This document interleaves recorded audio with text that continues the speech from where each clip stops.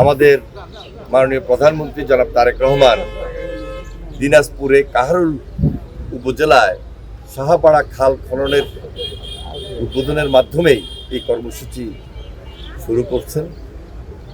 পাশাপাশি সারা বাংলাদেশে আমরা এই কর্মসূচি হাতে নিয়েছি। আমার লক্ষ্মীপুরে আমি 3টা খাল ইতিমধ্যে পরিদর্শন করেছি। একটা হলো জকশিন, মান্দারি এবং আমিনবাড়ি।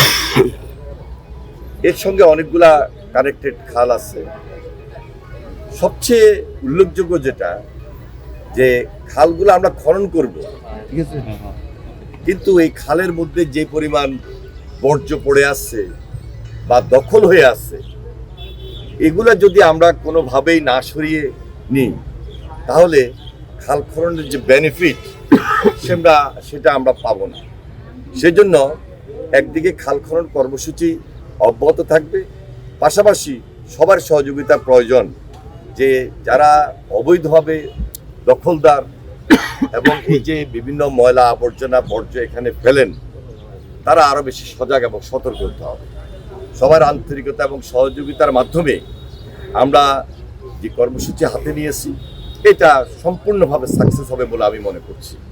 পাশাপাশি প্রেসিডেন্ট জি, আপনারা জানেন যে তার জীবদ্দশায় তিনি এই কর্মসূচি হাতে নিয়েছিলেন এবং সেই সময় আমরা সেচ সুবিধা পেয়েছি, উৎপাদন দ্বিগুণ হয়েছে এবং মাছের চাষ বৃদ্ধি পেয়েছে। সব কিছু মিলে আমরা এলাকাটাকে স্বনির্ভর এলাকা হিসাবে করতে বিকাশ পেমেন্টে 10,000 টাকার বেশি অফার। শপিং চলছে তো সক্ষম হয়েছি। এখনো আমরা সারা বাংলাদেশটাকে স্বনির্ভর বাংলাদেশ গড়ে তুলতে হলে সবার সহযোগিতা প্রয়োজন এবং প্রেসিডেন্ট জিয়ার যে কর্মসূচি, সেই কর্মসূচি আমরা তারেক রহমানের নেতৃত্বে এগিয়ে যাবো ইনশাল্লাহ। সেখানে তারেক রহমানের হাতকে শক্তিশালী করাই আমাদের লক্ষ্য।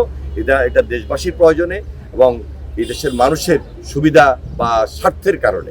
সুতরাং সবার আন্তরিকতা এবং সহযোগিতার মধ্য দিয়ে এই কাজগুলো আমরা সমন্বয় করেই আমরা নতুন বাংলাদেশ গড়ার জন্য যে অঙ্গীকার ব্যক্ত করেছি তা আমরা সম্পূর্ণ করবো ইনশাআল্লাহ। দেশের নির্বাচিত সরকার ছিল না কত বছর, 17 বছর। এই 17 বছর জঞ্জাল আমাদেরকে পরিষ্কার করতে হবে, 17 বছরের আবর্জনা বর্জ্য আমাদেরকে পরিষ্কার করতে হবে। এবং যেহেতু এখন আমরা নির্বাচিত সরকার তারেক রহমানের নেতৃত্বে সকল কাজ সকল ডিপার্টমেন্টের সহিত সমন্বিত করবই। পাশাপাশি যারা দখল করে আছেন, যাদের বিশেষ প্রয়োজন সহযোগিতা করার, সকলের আন্তরিকতা সহযোগিতার মধ্য দিয়ে আমরা এই যে একটা দেশপ্রেমিক সরকার হিসাবে জনগণের স্বার্থে জনগণের পাশে থেকে কাজ করা, সেই কাজগুলো আমরা হাতে নিয়েছি। আশা করি সবাই আমাদেরকে আন্তরিকভাবে সহযোগিতা করবেন। আমার দৃঢ় বিশ্বাস এই কাজগুলো যখন আমরা কন্টিনিউ করব, আমরা সেই উপকার সেই সুবিধা জনগণের দোরগোড়ায় আমরা পৌঁছে দিতে সক্ষম হব।